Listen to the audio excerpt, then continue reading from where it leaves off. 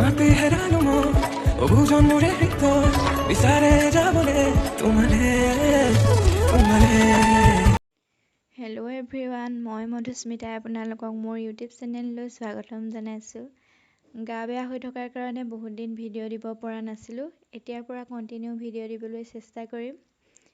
আপোনালোকে মোৰ ভিডিঅ'বোৰ চাই লাইক, কমেণ্ট আৰু ছাবস্ক্ৰাইব কৰিব, মৰম দিব, যাতে নতুন নতুন ভিডিঅ' দিব পাৰোঁ আৰু আগুৱাই যাব পাৰোঁ। আপোনালোকৰ মৰমৰ অবিহনে আগুৱাই যাব নোৱাৰোঁ। আজি মই আপোনালোকৰ মাজলৈ এটা ৰেচিপি লৈ আহিছোঁ আৰু সেই ৰেচিপিটো উপকাৰিতাৰ বিষয়ে ক'ম আৰু লগতে মই এতিয়া আপোনালোকক বনাইও দেখুৱাম। চাই থাকক তেতিয়া।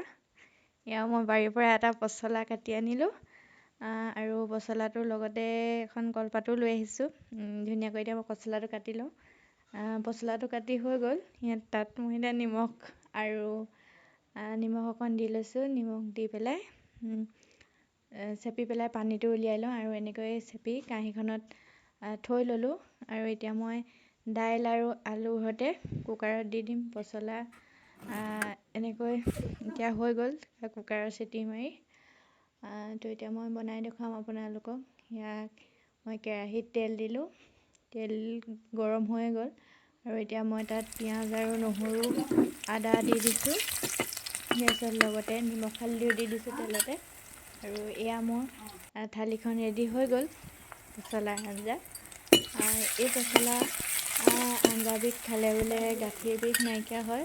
বয়োজ্যেষ্ঠসকলে কোৱা কথা। তো কিমান দূৰ সম্ভৱ হয় নাজানো। যদি আপোনালোকে জানে তেতিয়াহ'লে মোক কমেণ্ট কৰিব। ঠিক আছে তেতিয়া আজিলৈ বাই।